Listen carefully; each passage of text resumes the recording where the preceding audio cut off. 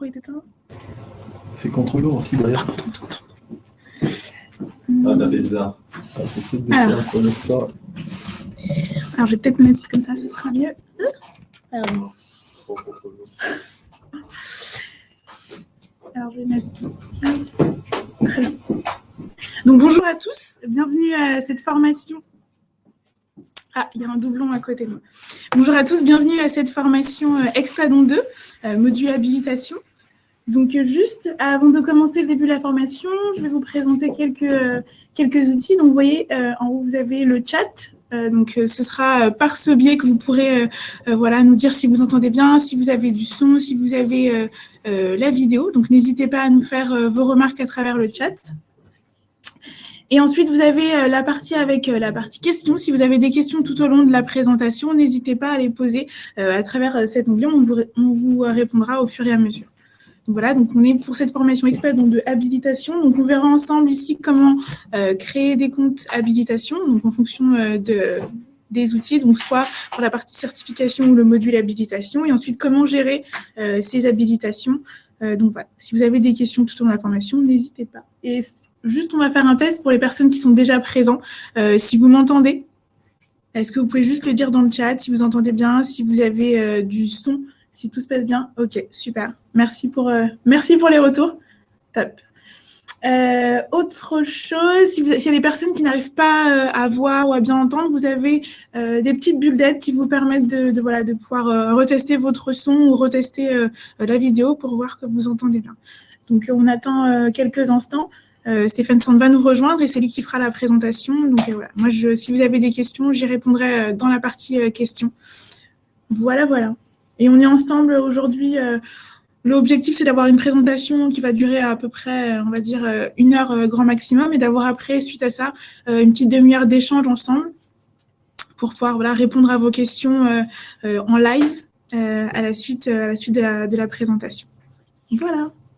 Bonne formation à tous. Et si vous avez des questions, n'hésitez pas dans la partie questions, on y répond. Si on a la réponse tout de suite, on l'apportera un peu plus tard s'il y a besoin de plus de compléments.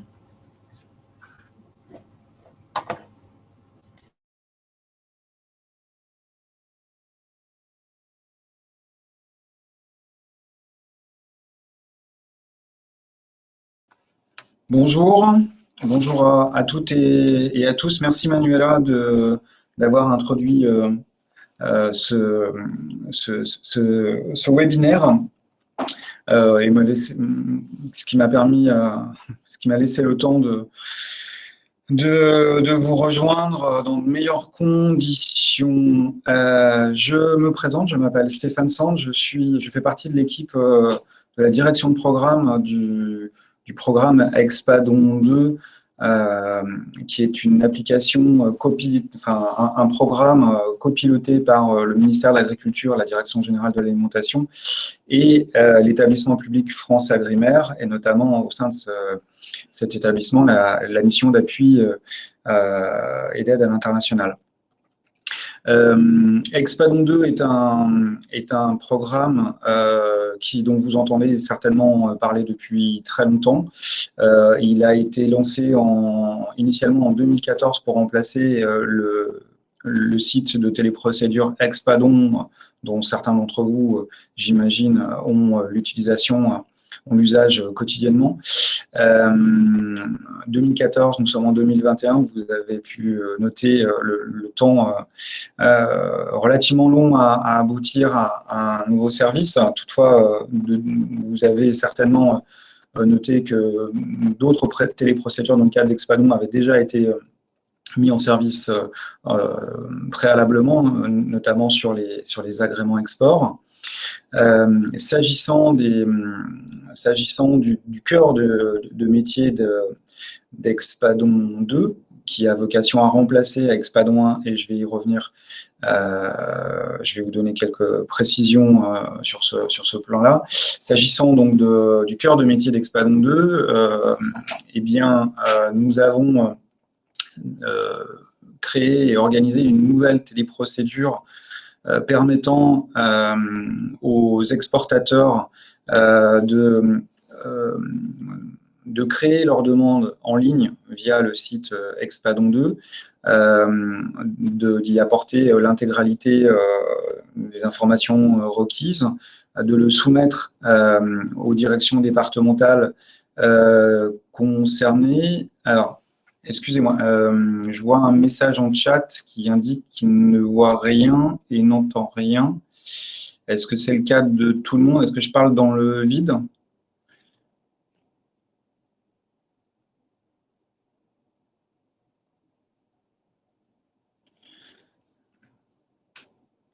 Ok, donc bon, c'est bien un problème isolé, merci, excusez-moi. Donc, du coup, voilà, donc nous avons mis en place une téléprocédure qui vous permet donc du coup qui vous permettra très prochainement d'adresser vos demandes, de renseigner l'intégralité des informations contenues dans les certificats sanitaires, d'adresser vos demandes aux directions départementales chargées de l'instruction et de les signer et de vous permettre ensuite de les récupérer. Alors, je préfère, il y aura certainement des questions ultérieurement.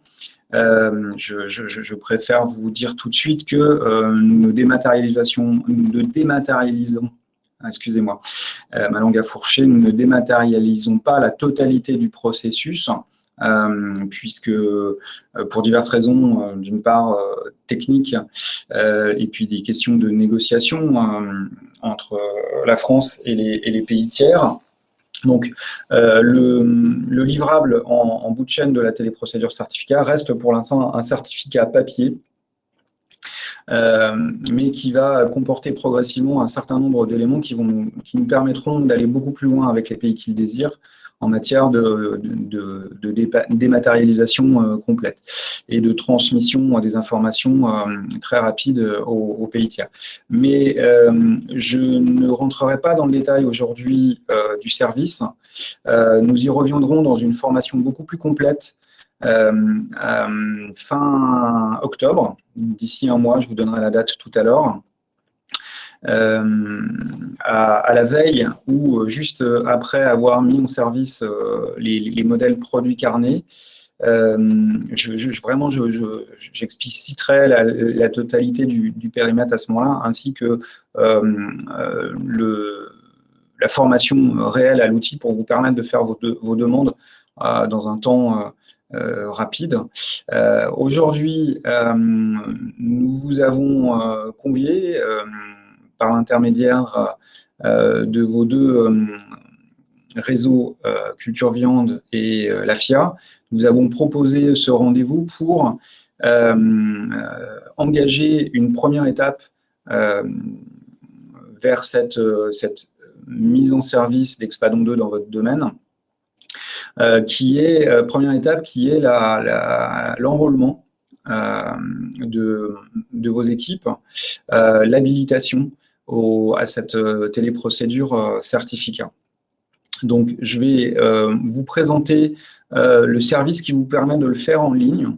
Ce qu'il faut que vous reteniez, je vais le répéter, j'en suis désolé, hein, mais dans le cadre d'une formation, il est important de faire passer les bons messages.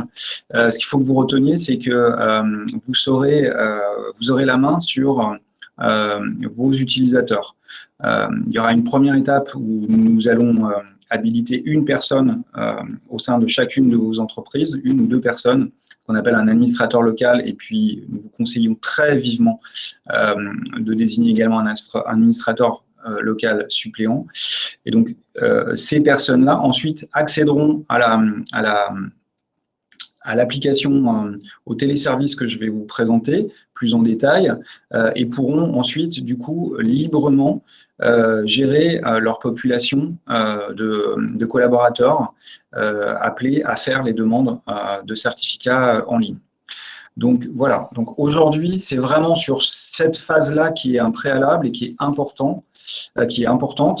Je vais quand même vous donner un certain nombre d'informations plus globales, mais ce n'est pas une formation à l'outil. Aujourd'hui, ce n'est pas une formation à l'outil. Cette formation interviendra à la fin du mois d'octobre et avec une session en quelque sorte un droit de suite, une session de rattrapage et d'échange une semaine après pour vous permettre de répondre aux questions que vous auriez après un premier usage de l'outil. Donc, ce que je me propose de faire, c'est que je vais tout de suite afficher le support de cette présentation qui correspond finalement au guide qui sera diffusé à vos administrateurs locaux, que vous devez pouvoir, normalement, l'outil le permet, puisqu'on a fait le paramétrage préalablement, de le télécharger en fin de session.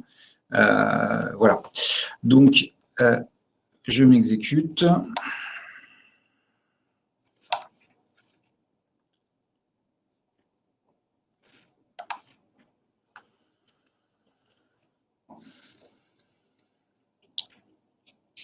Voilà, c'est toujours bon pour vous. Vous voyez à l'écran le support. Manuela, si tu peux juste… Voilà, ok, parfait, merci.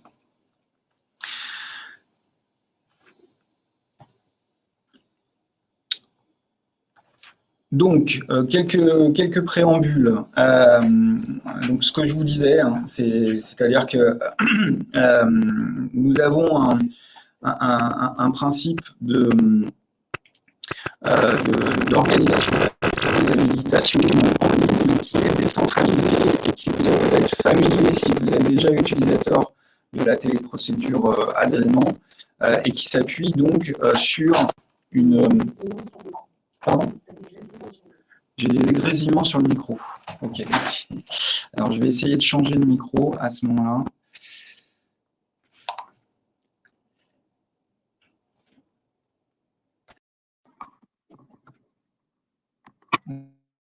Est-ce que vous m'entendez mieux là?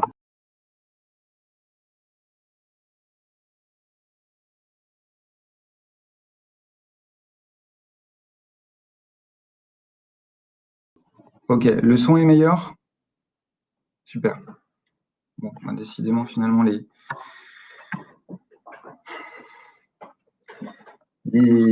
outils dédiés aux conférences téléphoniques sont peut-être pas les meilleurs, finalement.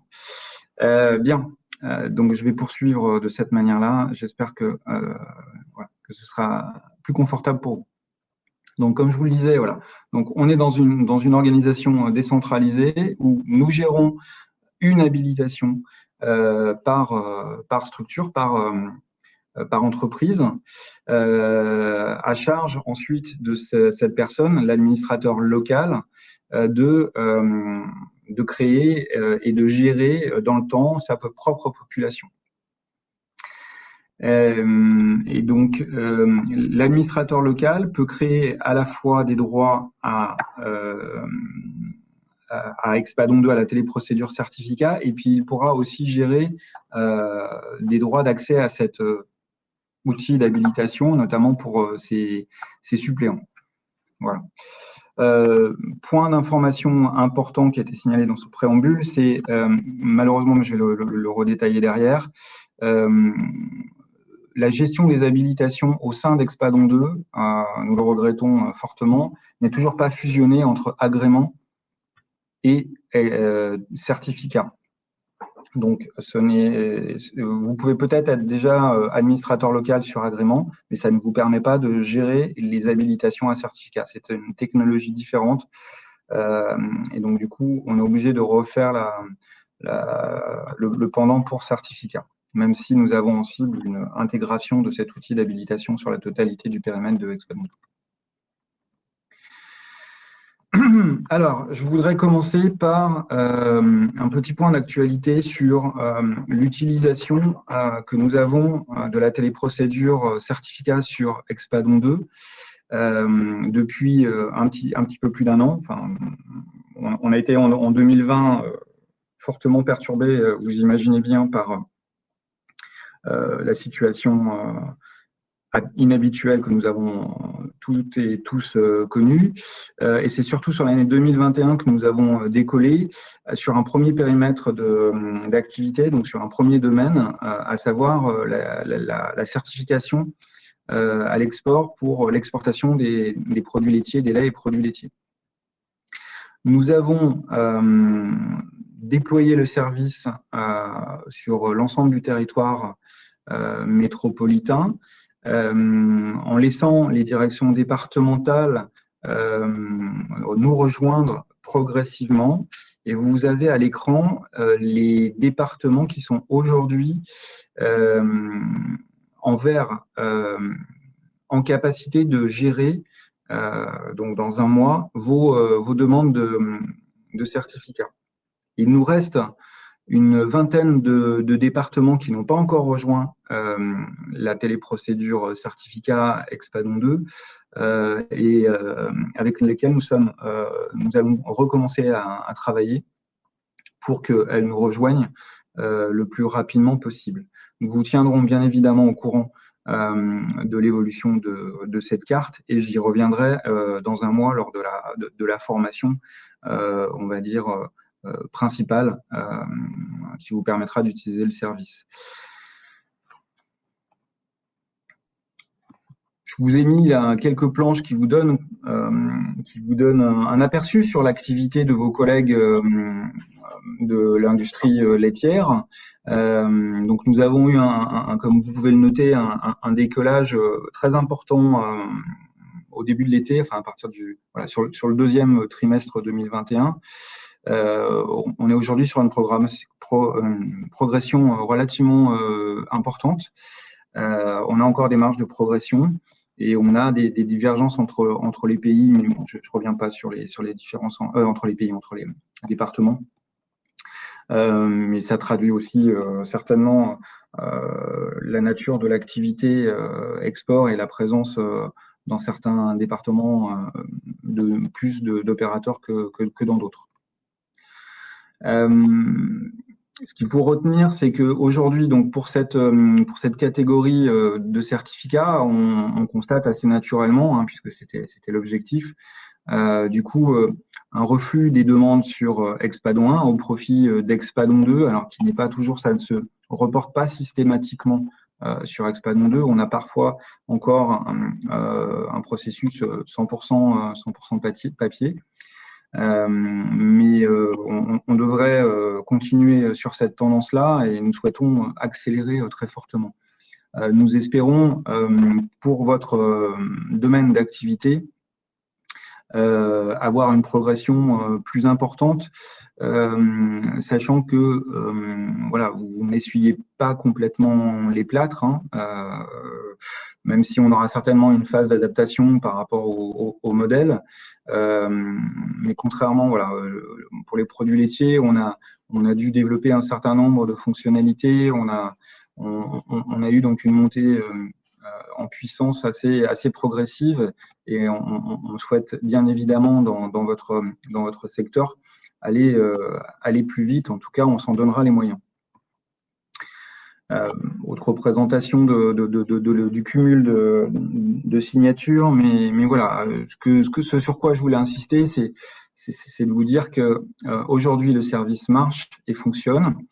Si on en est à 6500 certificats signés et délivrés, je ne parle pas des certificats en cours de réalisation ou refusés, on est sur un total différent bien évidemment, mais sur ces 6000, si on avait eu des difficultés avec les pays tiers à réception, si on avait eu des blocages, si on avait induit des problématiques dans la chaîne, on l'aurait su très rapidement.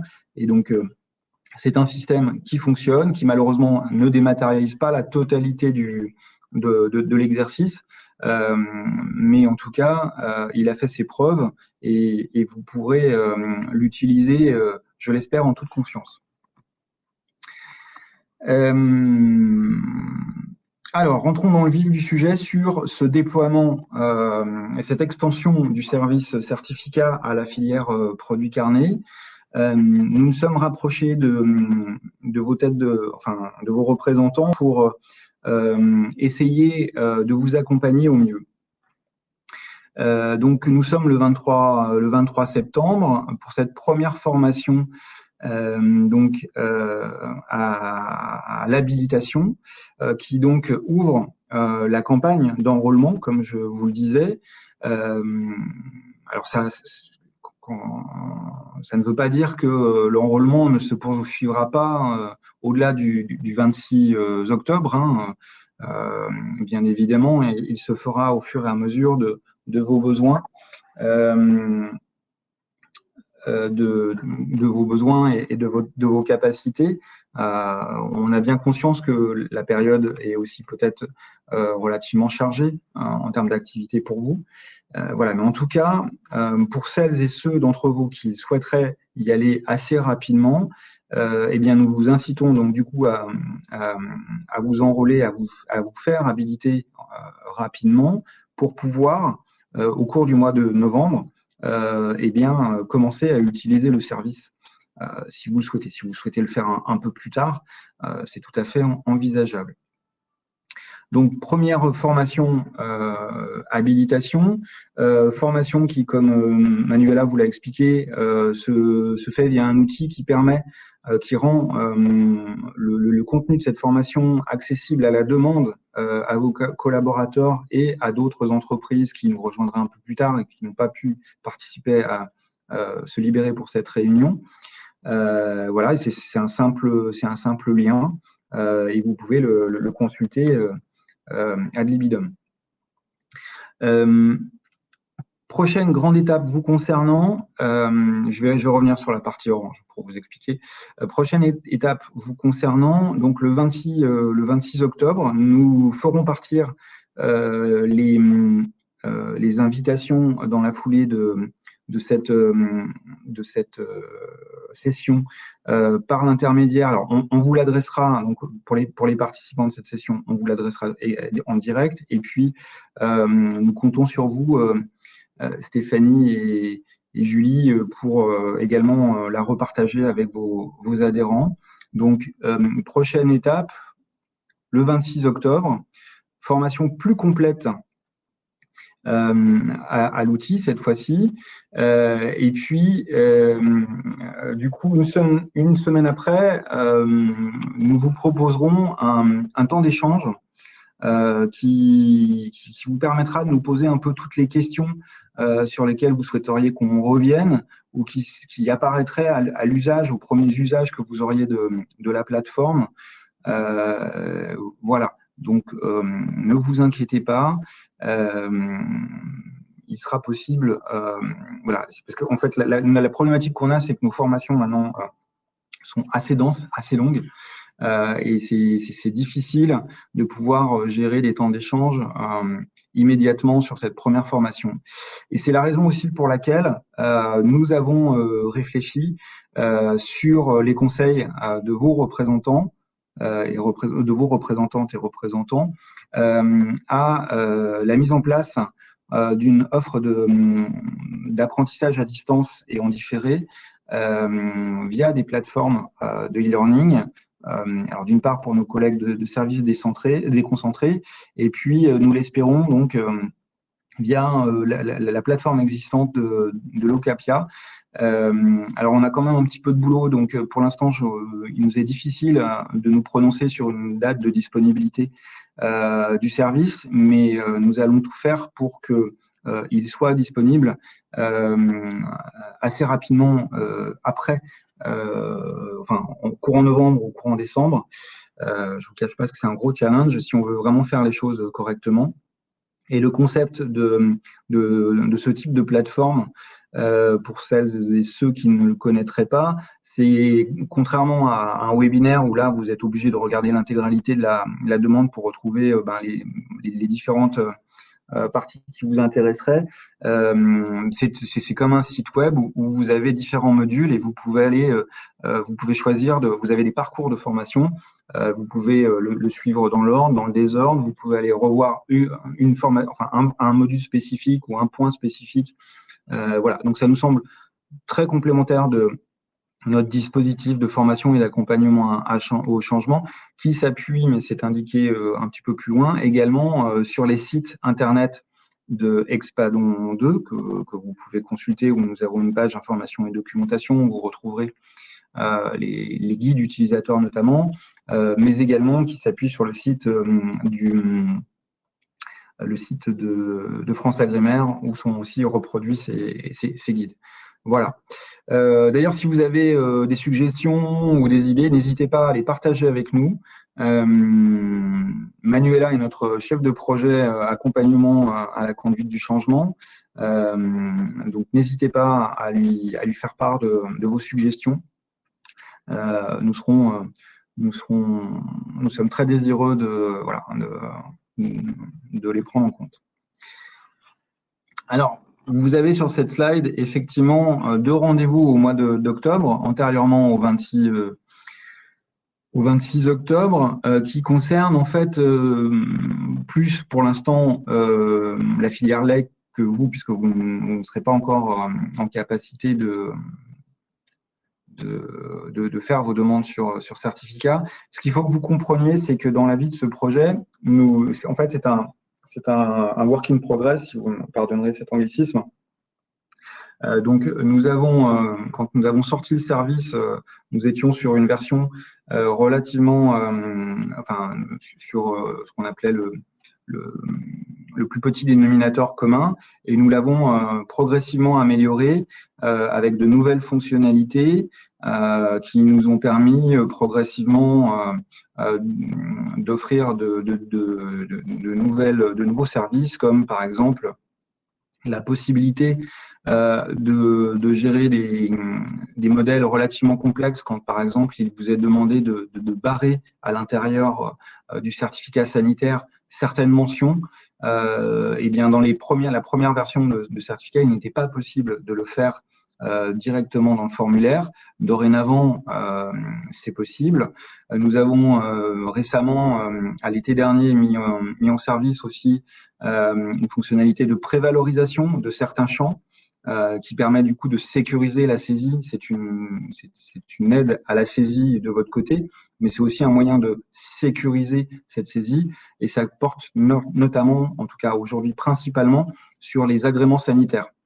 Les agréments sanitaires UE, c'est une information dont l'administration dispose, et donc nous vous donnons les moyens d'aller la récupérer pour que cette information se recopie correctement, parce qu'on sait que sur certaines destinations, la syntaxe est importante, c'est une information sensible, donc correctement dans le certificat. Voilà, c'est ce genre d'événements qui ont fait que régulièrement, grosso modo tous les 3 mois, nous avons des évolutions du service, et à l'occasion de ces évolutions, nous proposons à nos utilisateurs des formations dédiées qui vont du coup les mettre à niveau sur ces nouvelles fonctionnalités. Alors ça peut concerner tout notre public, c'est-à-dire les services déconcentrés et les opérateurs, ou spécifiquement les opérateurs, ou spécifiquement les services déconcentrés. Je vous annonce tout de suite que notamment nous aurons vous vivrez assez rapidement, début 2022, une nouvelle mise en service qui viendra nous apporter quelques compléments de service. Voilà. Mais j'aurai l'occasion d'y revenir.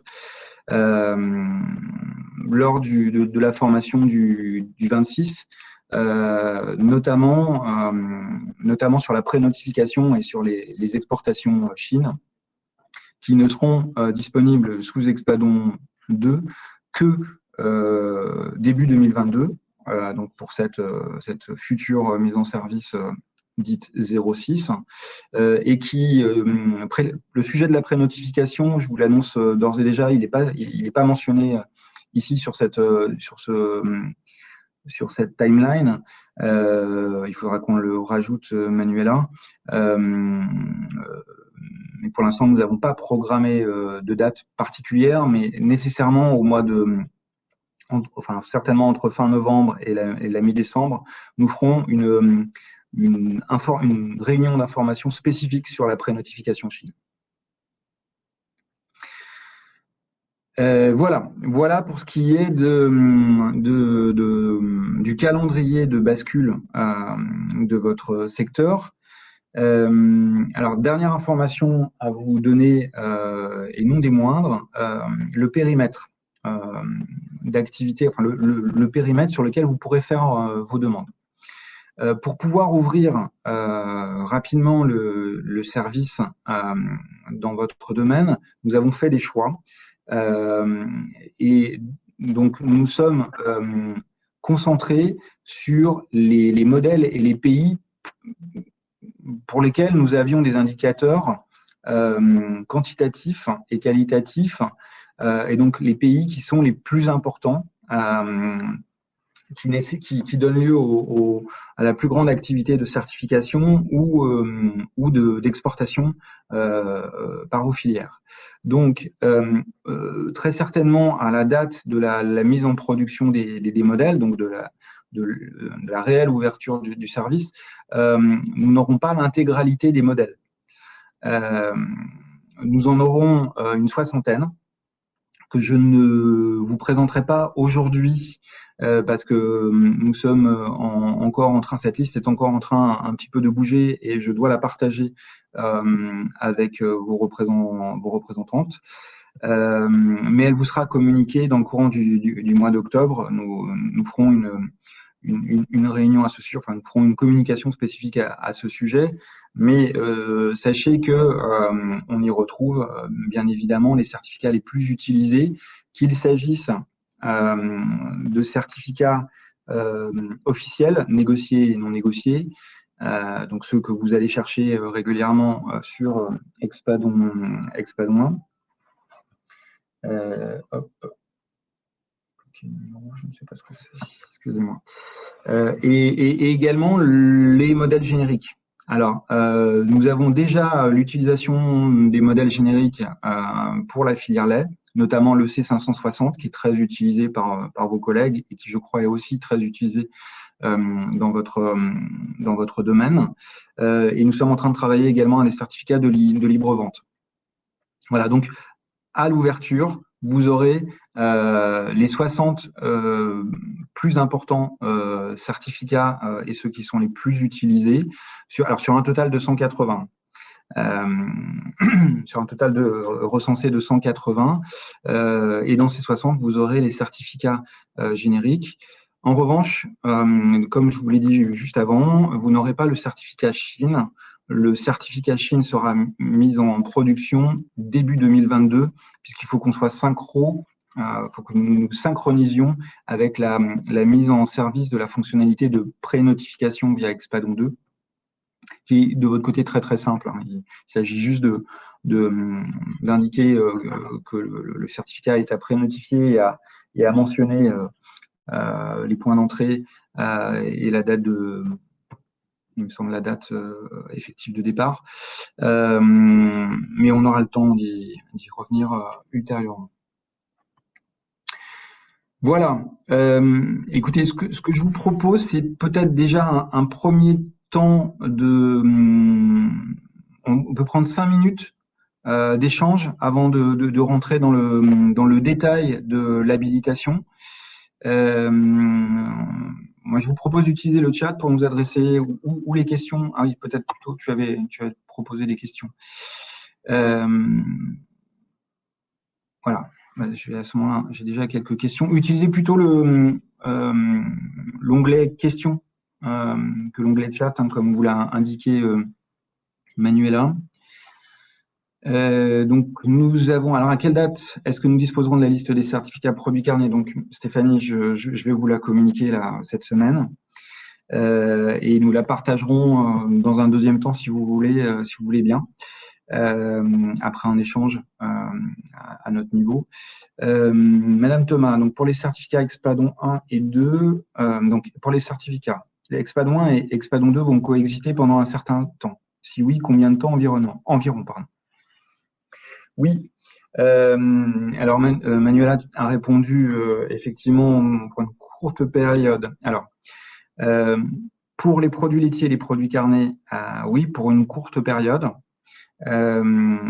Pour les autres secteurs, Expadon 1 va être maintenu, contrairement à ce que nous avions communiqué à vos filières il y a encore quelques mois.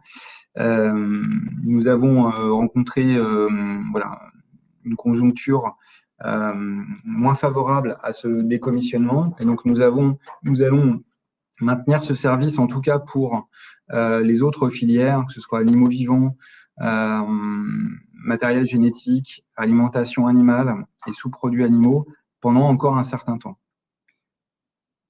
Voilà. En revanche, pour les produits laitiers et les produits carnés, nous souhaitons rapidement à ce que l'ensemble des demandes se fassent sur Expadon 2. Alors, on a laissé pas mal de temps aux produits laitiers, donc on va pas faire le contraire pour votre filière, mais il est très probable que pour les produits laitiers, nous les retirions de Expadon 1, donc ils ne seront plus accessibles et en téléprocédure et en téléchargement. Ils ne le seront que sur Expadon 1 et que sur Expadon 2, pardon. Et pour les produits carnés, nous donnerons plus de souplesse. Hein. Ce sera à déterminer ensemble. Mais on visera également le même comportement, c'est-à-dire que quand on aura atteint, je dirais, un palier, on envisagera très certainement de les retirer et également de Expadon 1 pour que vous puissiez faire toutes vos démarches sur Expadon 2, ce qui nous évitera aussi, nous, de maintenir deux systèmes. Vous pourrez aisément comprendre que c'est assez chronophage. Voilà.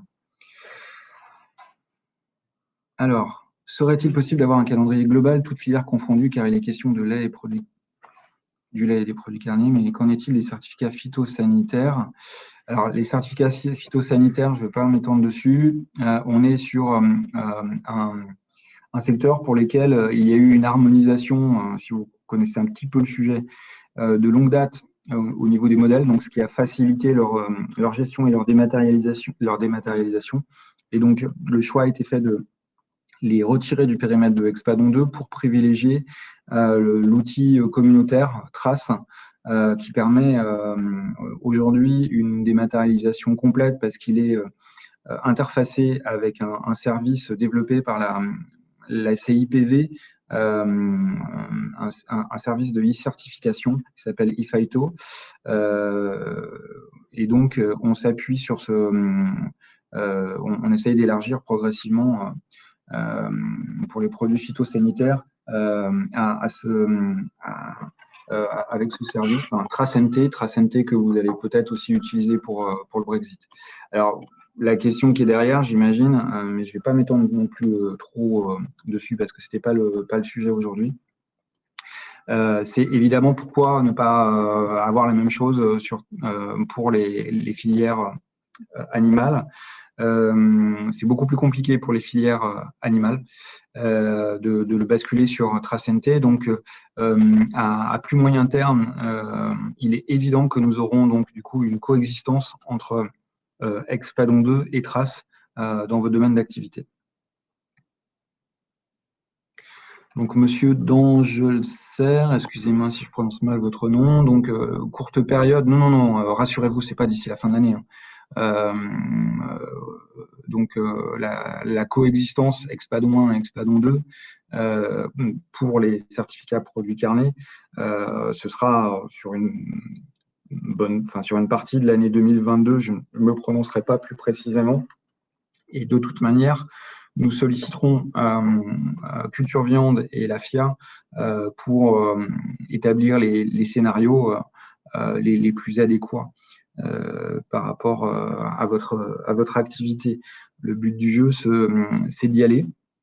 Nous, ce qu'on constate, c'est que les opérateurs y vont, bien qu'on ait été enfin en tout cas produits laitiers, bien qu'on ait été dans un contexte que vous partagez avec ces incertitudes aussi sur le Brexit et la nécessité de se former très rapidement à d'autres outils.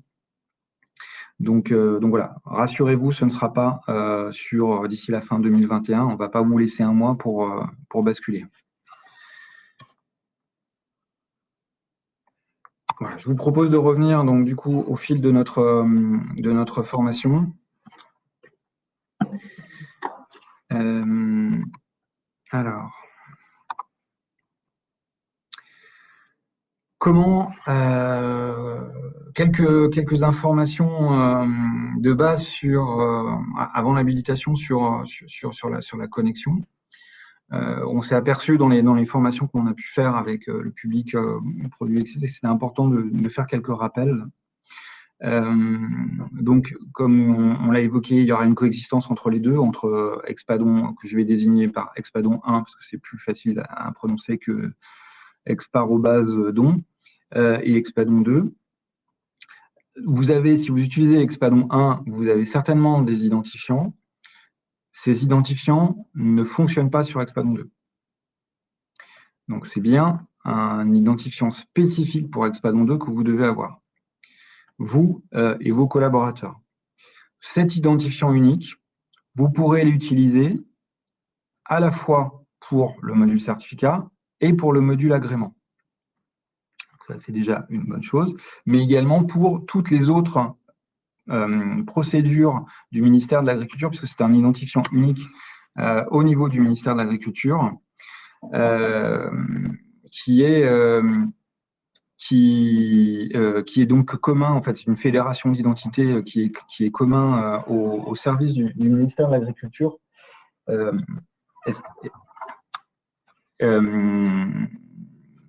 Et donc, voilà, si vous l'avez peut-être fait pour d'autres applications du ministère de l'Agriculture, si vous en êtes utilisateur, mais donc c'est bien cet identifiant commun qu'il faut aller créer sur moncompte.agriculture.gouv.fr. À plus long terme, on ira très certainement sur une fédération d'identité à un niveau interministériel, comme le service France Connect, que vous connaissez peut-être, mais France Connect, c'est plus pour des comptes de particuliers. Donc, on ne va pas demander à vos collaborateurs d'utiliser leur compte des impôts pour se connecter à Expadon 2, ça n'aurait pas beaucoup de sens. Donc, pour l'instant, on n'a pas ce service-là, mais à plus long terme, on aura une fusion des identités. Voilà, donc je répète, un seul compte, mais en revanche, comme je le disais en préambule tout à l'heure, 2 habilitations. On a 2 outils de gestion des habilitations, puisque nos technologies ne sont pas compatibles entre agrément, la téléprocédure agrément et la téléprocédure certificat, même si à terme on le fera. Mais donc du coup, on a juste une contrainte, c'est que si vous devez intervenir à la fois sur agrément et sur certificat, eh bien, il faut que vous fassiez à nouveau habilité pour certificat. Si vous avez déjà une habilitation sur agrément. Si vous n'avez à intervenir que pour certificat, eh bien, il faut que vous demandiez cette habilitation pour certificat. Quel est le processus général de gestion des utilisateurs ? Donc, on va vous demander du coup de désigner par entreprise un administrateur local opérateur. Cet administrateur local opérateur, avant de demander son habilitation, il faut déjà qu'il crée son compte utilisateur, son compte unique. C'est le fameux compte dont je vous parlais préalablement, qui est utilisable aussi bien pour se demander son habilitation à agrément que pour certificat, ou pour une autre application du ministère. Et si vous ne l'avez pas, je vais vous expliquer comment on fait. Il s'agit, en fait, on crée un compte utilisateur dit Bacchus, ou mon compte. Je vais y revenir. Une fois que vous avez ce compte, que vous pouvez gérer très facilement, comme n'importe quel compte sur n'importe quel site web d'aujourd'hui, c'est-à-dire que vous oubliez votre mot de passe, c'est pas grave, vous avez une procédure de réinitialisation de votre mot de passe classique, instantané, on vous envoie automatiquement, tout se passe par mail et ça prend 5 minutes. Voilà. Donc on est dans un niveau de service à l'état de l'art. Une fois que vous avez donc ces éléments-là, vous faites votre demande d'habilitation comme administrateur local opérateur. Vous l'adressez donc à l'équipe programme Expadon 2, vous aurez l'adresse mail tout à l'heure. Nous la créons, c'est-à-dire que nous avons un administrateur national, donc nous créons les habilitations administrateur local opérateur. Nous vous prévenons. Une fois que vous avez cette habilitation, vous pouvez vous connecter au module de gestion des utilisateurs et à ce moment-là, vous pouvez vous créer votre compte pour utiliser la téléprocédure certificat et vous pouvez créer des habilitations de vos collaborateurs. Vous pouvez créer aussi un suppléant comme administrateur local. Donc, c'est vraiment d'ailleurs très important parce qu'on a encore tous les jours des administrateurs locaux, enfin des entreprises qui nous sollicitent en nous disant mon administrateur local est absent, comment je fais? C'est bien pour ça qu'on vous demande de créer des suppléants.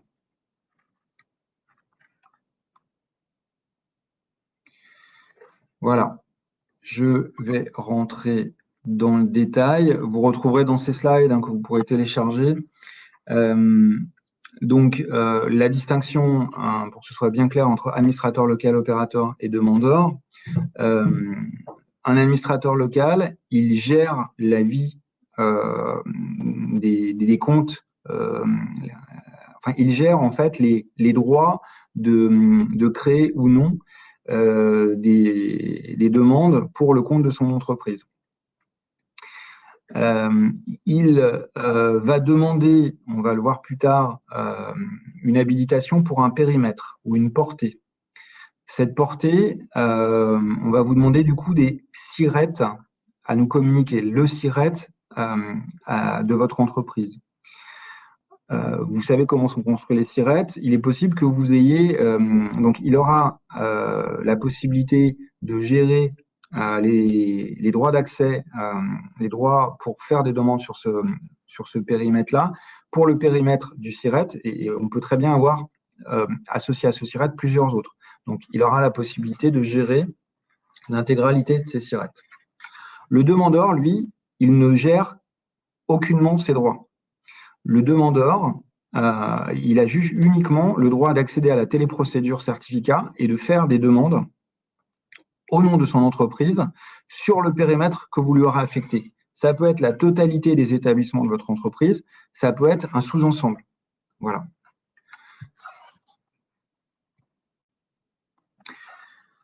Alors, comment on crée un compte, si vous n'en avez pas? Comment on crée un compte Bacchus?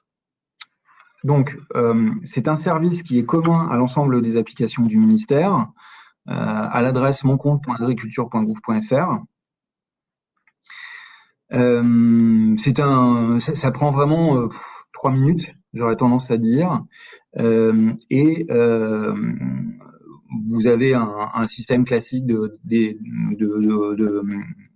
mail de confirmation à cliquer pour initialiser votre mot de passe, et vous pouvez réinitialiser votre mot de passe très facilement. Je voudrais à cette occasion insister sur un point important. On a plusieurs entreprises pour lesquelles souvent il n'y a pas parce qu'en fait pardon, excusez-moi. Parmi les informations qui sont constitutives de votre compte, il y a le nom, prénom, un identifiant et une adresse mail. L'identifiant va reprendre l'adresse mail, en fait. Vous avez besoin de créer, dans votre compte, vous avez besoin d'associer à minima une adresse mail. Vous pouvez en rajouter derrière si, par exemple, vous avez besoin de partager les notifications du système que la téléprocédure enverra quand il y a un événement sur votre demande, par exemple signature, refus, retour au demandeur. Voilà, c'est ce mail-là que vous allez rentrer à la création de votre compte qui va recevoir ces notifications mail.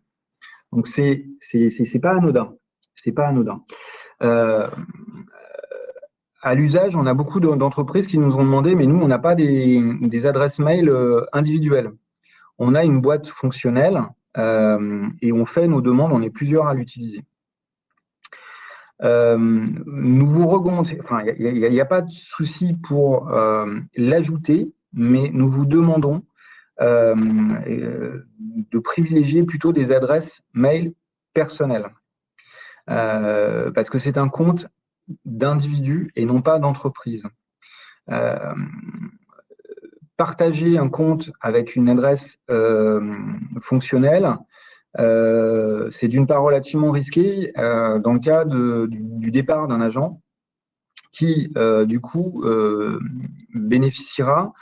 continuera à conserver l'accès potentiellement à vos tableaux de bord, à votre activité quand il aura quitté l'entreprise. Si vous avez qu'un seul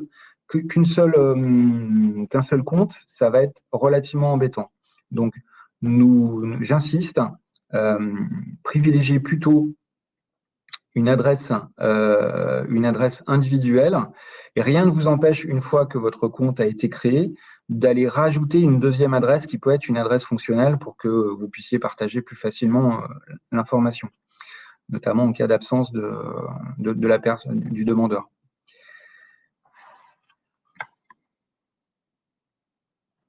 Donc, une fois que vous avez, si vous vous souvenez du processus que j'expliquais tout à l'heure, une fois que vous avez votre compte, vous devez vous rapprocher de votre direction départementale pour vous assurer qu'elle acceptera bien, qu'elle est bien sur Expadon 2 et qu'elle acceptera bien vos demandes. L'idée est effectivement que chaque bout de la chaîne soit prévenu. Et vous aurez à nous communiquer, vous pouvez vous procurer ce document auprès d'eux. Vous aurez à nous renvoyer un document qui est une demande d'habilitation où on vous demande d'indiquer le nom de l'administrateur local, le périmètre sur lequel il intervient, et on a besoin, pour des raisons juridiques, que ce document comporte le cachet et la signature du responsable légal de votre entreprise. Voilà. Une fois que vous avez ces éléments-là, vous adressez le tout à l'adresse habilitation au pluriel.expadon2. Nous procédons à une vérification, mais vraiment, à partir du moment où le document, où on a l'assurance que vous avez eu un échange avec votre direction départementale, on vous habilite immédiatement et vous êtes informé ensuite, l'administrateur local est informé de l'ouverture de ses droits et de son habilitation.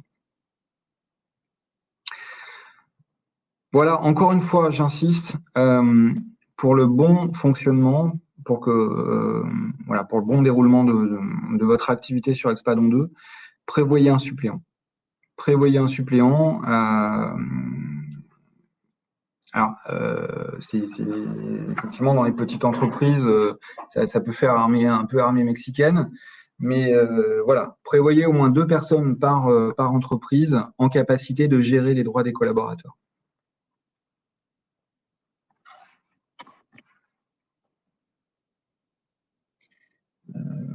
J'ai un doute, je voulais vous faire part de quelque chose spécifiquement par rapport à ça. Ça va me revenir. C'est pas grave. Cas particulier. On l'a rencontré assez fréquemment pour les produits laitiers. Vous pouvez être une entreprise qui intervient dont l'activité d'exportation se réalise sur plusieurs départements, ou une entreprise pour lesquelles on a un service export qui gère les demandes de certificats pour le compte du groupe, par exemple, alors que les départs, eux, vont être dans différents départements. Donc, vous n'avez pas besoin de demander votre habilitation dans chaque département. C'est-à-dire que votre habilitation, elle sera valable premier département avec lesquels vous faites, vous avez convenu de commencer l'utilisation. Et ensuite, elle reste, une fois que vous êtes habilité pour adresser vos demandes France entière. On vous demandera juste, du coup, assurez-vous au préalable si vous devez le faire dans un département différent de celui avec lequel vous avez fait la démarche d'habilitation initiale, avant de lui adresser les premières demandes, vérifiez, prévenez-le. Petite information technique qui peut avoir son importance sur la configuration. Expadon 2 est fait à l'état de l'art.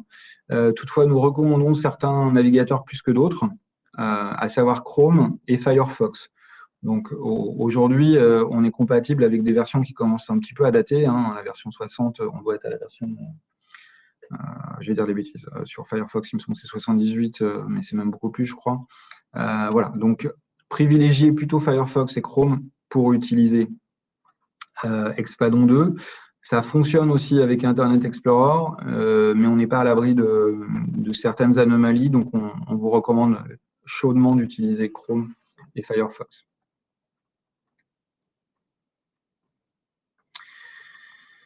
Une fois que vous avez été habilité, comment vous allez, on va vous demander, donc du coup, vous avez été habilité comme administrateur local, on va vous demander du coup de vous connecter à l'application de gestion des utilisateurs. Donc, quand on va vous habiliter, on vous communiquera cette adresse, cette URL précise. Et là, vous allez avoir systématiquement, à chaque fois que vous connecterez, le même processus, c'est-à-dire que vous êtes d'abord redirigé vers le portail d'authentification du ministère de l'Agriculture. Donc, vous avez une capture d'écran ici, où on va vous demander votre identifiant et votre mot de passe. Donc, ça correspond au compte unique dont on parlait tout à l'heure. Et ensuite, vous allez accéder à l'écran d'accueil de la gestion des utilisateurs pour lequel je vais vous présenter une petite vidéo. Mais on va peut-être répondre à quelques questions, prendre le temps de répondre à quelques questions.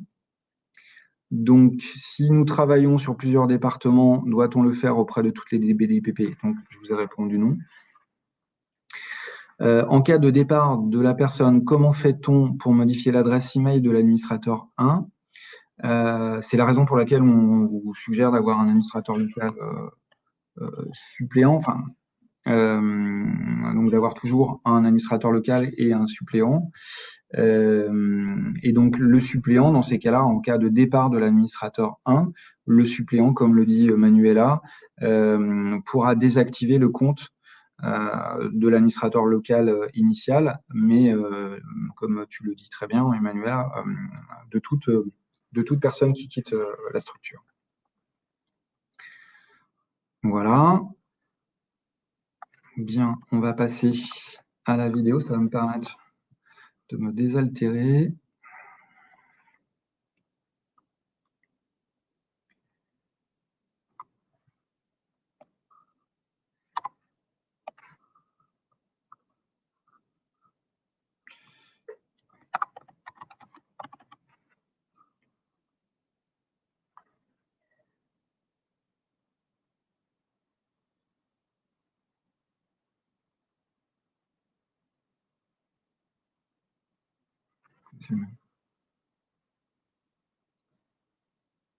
Sans doute.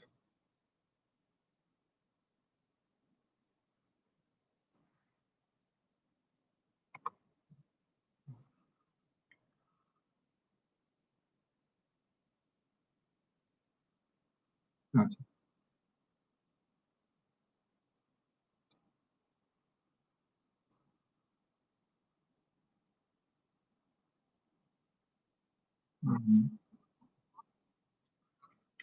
Je me suis trompé de...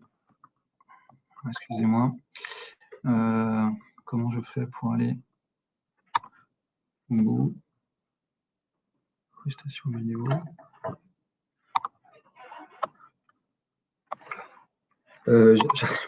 J'ai fait prévisualiser et j'ai pas lancé le coup. Elle y est la vidéo? Oui, là-bas. D'accord.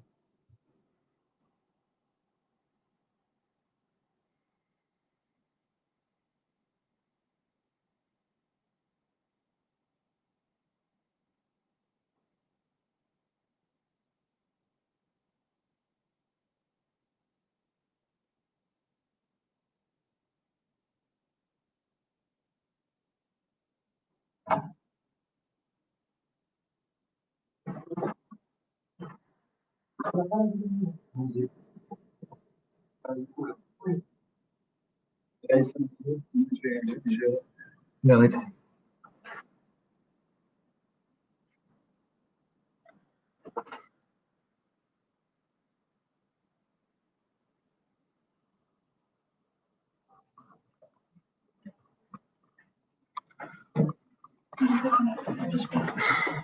Je n'arrive pas à enlever la... Où ça? T'es pas dessus, je crois. Comment ça, je suis pas dessus? Tu l'as pas ouvert mon menu. Excusez-nous. Excusez-nous, c'est les aléas du direct, comme on dit. J'ai cliqué sur le mauvais bouton, sur le mauvais bouton. Voilà, c'est bon.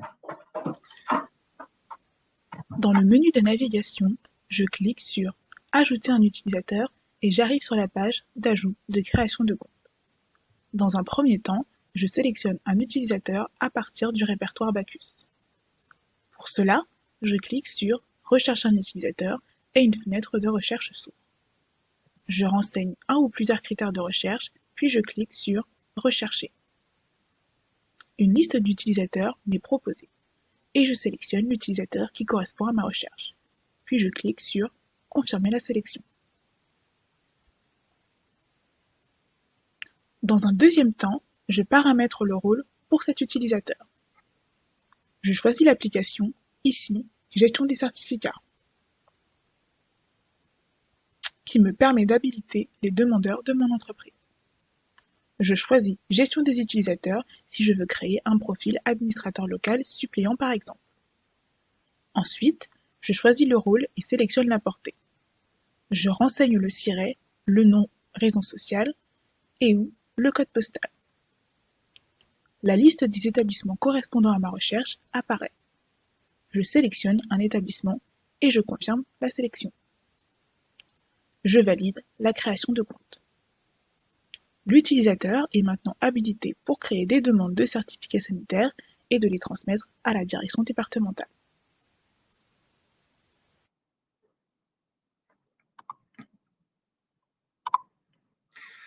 Voilà, je suis désolé. J'ai fait vraiment une fausse manip et je ne comprenais plus pourquoi moi je voyais l'écran et pas vous. Voilà, alors dans les slides, vous retrouverez le détail de ces informations. Un point sur lequel je voulais insister, parce que quasiment tous les administrateurs locaux au début l'ont fait et comprenaient pas pourquoi ils avaient donné des droits à des collaborateurs et eux n'arrivaient pas à accéder ensuite à la téléprocédure certificat. Vous devrez, si en tant qu'administrateur local, vous cumulez les rôles d'administrateur local et de demandeur, il faut que vous créez vous-même vos propres droits de demandeur. Voilà. Donc souvent, on oublie de le faire et on ne comprend pas pourquoi, mais c'est tout simplement à cause de ça. Je vais repartager le support pour, voilà, en guise de, le cas échéant, ça permettra de s'y référer. Est-ce que vous avez des questions par rapport à cette partie? Ou est-ce que la vidéo vous semble suffisamment claire?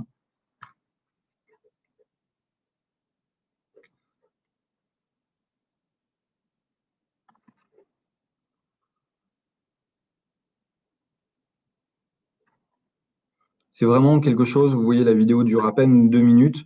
C'est vraiment très, très simple. Alors, quels sont les rôles existants? Donc, vous pouvez créer 2 types de rôles, finalement. Le rôle d'administrateur local, pour un suppléant, par exemple, ou pour plusieurs suppléants, et le rôle de demandeur. Dans le système côté opérateur, il n'y a pas ce qu'on appelle un workflow, c'est-à-dire qu'il n'y a pas un processus de validation à l'intérieur, qui vous permettrait d'avoir voilà, un processus à l'intérieur de votre entreprise pour valider une demande faite par un de vos collaborateurs. Donc, il n'y a qu'un rôle demandeur. Un demandeur habilité pour votre entreprise peut faire sa demande de A à Z, la remplir, la soumettre au service déconcentré, répondre au service déconcentré s'il y a des demandes de complément et la reconsulter par ailleurs. Un demandeur, du coup, c'est bien comme question parce que du coup, peut-être que dans enfin, je le préciserai bien dans la prochaine formation. Les demandeurs d'une même entreprise, donc associés à un même SIRET, voient dans leur tableau de bord la totalité des demandes faites par leurs collègues. C'est-à-dire que dans votre tableau de bord, vous ne verrez pas que vos demandes. Vous pourrez accéder aussi en consultation aux demandes réalisées par un de vos collègues, s'il est en train d'y travailler. Et vous pourrez la reprendre en écriture si jamais, en l'absence de votre collègue, enfin d'un de vos collègues, il faut réintervenir, par exemple dans le cas d'une demande de complément d'information par la direction départementale.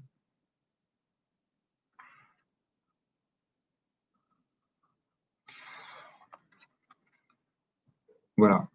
Je vais balayer très rapidement les différents écrans qu'on a essayé de décrire de manière un peu exhaustive pour que le guide soit vraiment, pour vous rendre le plus autonome ensuite. Voilà, donc là vous avez le détail de la partie, la page d'accueil où vous tombez sur la partie de recherche utilisateur. Enfin, vous verrez l'ensemble des utilisateurs habilités pour votre entreprise. Vous avez toujours, mais ça c'est assez, ça va, vous allez retrouver un peu le même principe ensuite quand vous serez sur la téléprocédure certificat. Vous avez un bloc de recherche toujours au-dessus du tableau en lui-même, qui vous permet du coup de faire une recherche sur plusieurs critères, comme ça a été dit dans la vidéo. Donc dans la phase de création, on a bien deux phases. Premièrement, la sélection de l'utilisateur et ensuite le paramétrage du rôle et de la portée, puis évidemment la validation. Donc ça, c'est pas la peine, je pense, de revenir là-dessus. Vous le reverrez à l'usage. Encore une fois, c'est relativement simple. Je vais vous proposer plutôt de basculer à la dernière partie. Alors peut-être, oui, indiquer qu'une fois que vous avez créé un utilisateur, donc à la création initiale, comme ensuite, a posteriori, dans la vie de ce profil, vous pouvez modifier la portée d'un utilisateur. C'est-à-dire que vous pourrez y ajouter de nouveaux SIRET. Mettons que vous êtes sur une entreprise où vous avez 3 SIRET et vous avez des collaborateurs qui interviennent sur le SIRET A. Et bien, ultérieurement, vous pourrez leur ajouter le SIRET 2 ou le SIRET 3 ou leur retirer le SIRET 1 et pour qu'ils n'accèdent qu'au SIRET 2. Voilà. Donc, on est dans un système de gestion des habilitations classique qui vous permet l'intégralité de ces éléments-là. Donc, l'ajout, la validation. Donc, l'administrateur local suppléant, encore une fois, on insiste, c'est important. Voilà. Est-ce qu'il y aurait d'autres questions sur cette phase-là, sur la création, ou est-ce que ça vous semble toujours clair?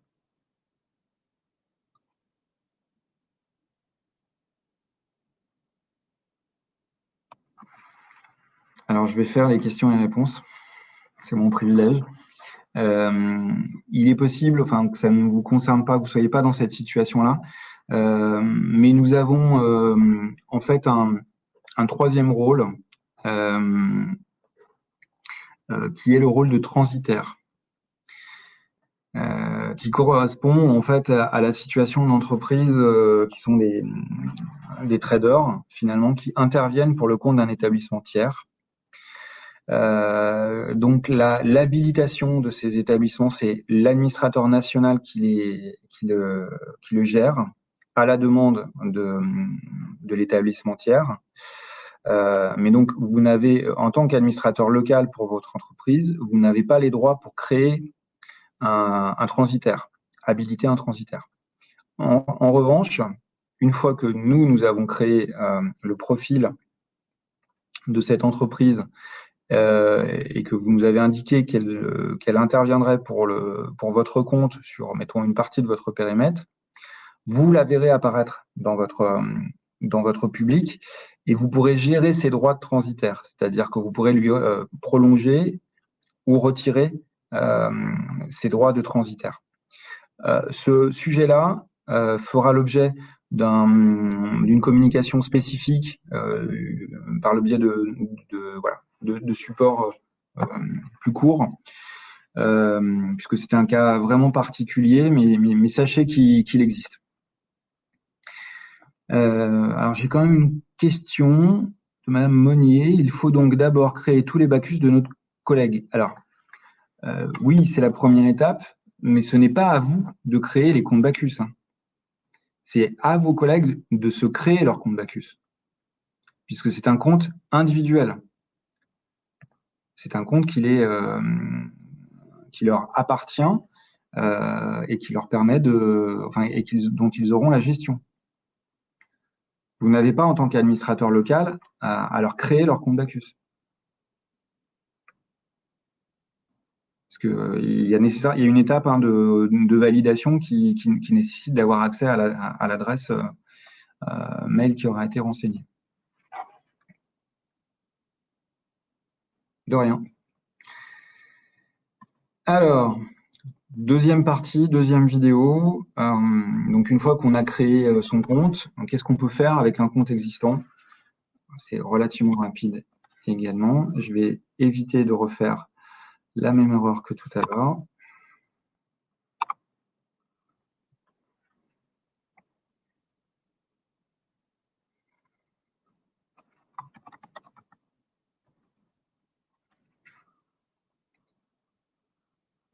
J'allais faire la même erreur.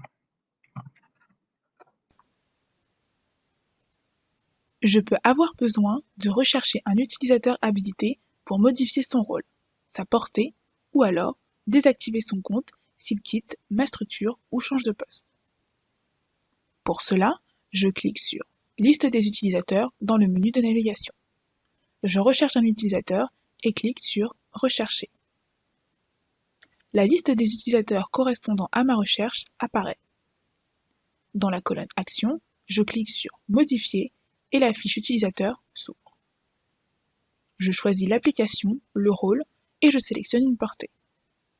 Une fois la portée ajoutée, je clique sur Valider et le compte est mis à jour. Je veux consulter l'ensemble des agents de ma structure signataire.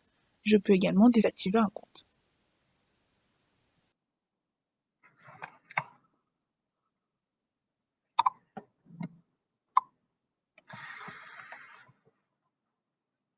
Voilà. Alors, petit focus sur la désactivation d'un compte. Donc, c'est évidemment une action qui n'est pas anodine. Une fois que vous désactivez un compte, vous ne pouvez plus le réactiver. Si jamais vous désactiviez un compte par erreur, il faudra demander à l'administrateur national de Expadon 2 sa réactivation. Voilà. Sur ces sujets-là, je réinsiste une dernière fois. C'est votre responsabilité que de gérer cette population. Nous sommes vraiment dans une décentralisation. Ce n'est pas la peine de solliciter votre direction départementale. Elle n'a aucun droit sur vos comptes. Donc, nous avons conçu le système pour vous rendre autonome. Voilà. Le but du jeu, c'est que vous l'utilisiez. Et encore une fois, on constate, mais c'est pas que sur agrément ou certificat, on constate souvent pour les systèmes d'information, une bonne pratique et souvent quand on a une population assez importante, de se poser la question tous les ans, est-ce que mes droits sont, de regarder ce qu'il en est des habilitations pour ne pas garder dans actif des personnes qui auraient quitté l'entreprise. Donc, encore une fois, c'est votre responsabilité. L'administration peut pas être, on peut pas engager la responsabilité de l'administration si jamais une personne ayant quitté votre entreprise agit en votre nom sur l'espace. Donc, il faut vraiment garder en tête que en cas de départ ou de changement d'affectation, bien veiller à faire le ménage sur ces listes d'habilitation. Nouvelle question, si un administrateur local est déjà enregistré et qu'il n'y a pas de rôle 2, donc j'imagine de rôle suppléant, comment fait-on si la personne est partie? Vous pourrez pas intervenir sur ces comptes. C'est bien la raison pour laquelle on vous demande de désigner un suppléant. Alors, en dernier recours, évidemment, vous pourrez solliciter l'administrateur national, mais sachez que voilà, nous nous orientons vers une organisation assez restreinte de l'équipe en charge de Expadon 2. Et donc, l'administrateur national sera sur certainement beaucoup d'autres activités. Donc, c'est vraiment en dernier recours, quoi.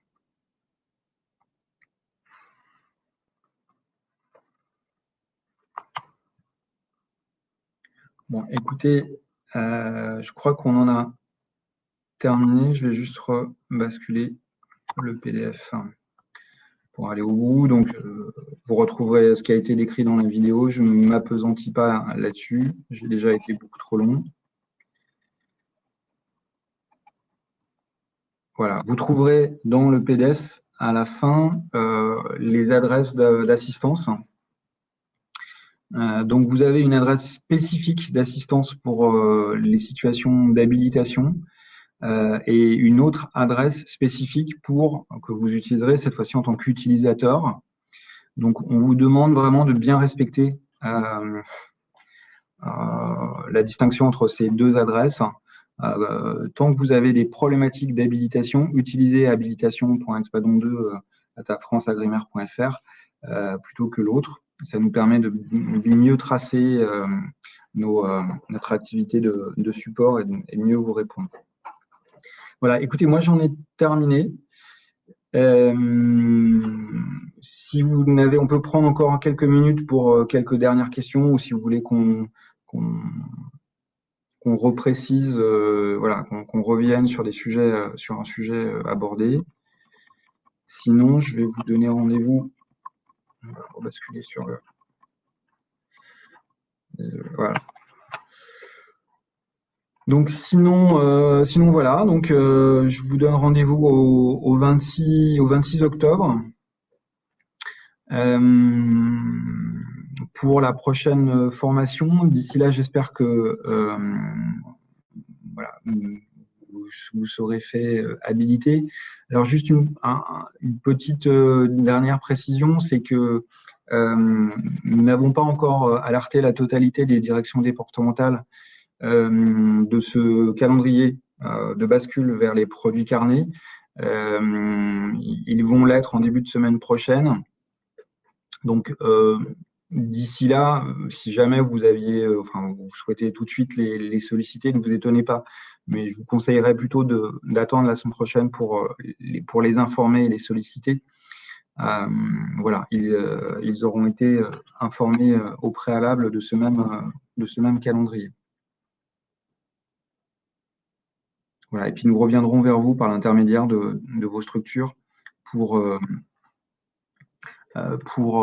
les informations complémentaires, telles que notamment la liste précise des modèles disponibles début novembre et l'évolution de la situation en matière de déploiement.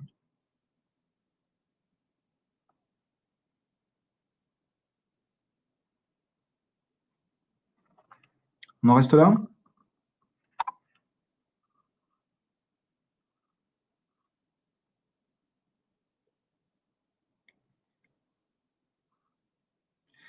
Merci beaucoup. Merci à vous. Bon après-midi.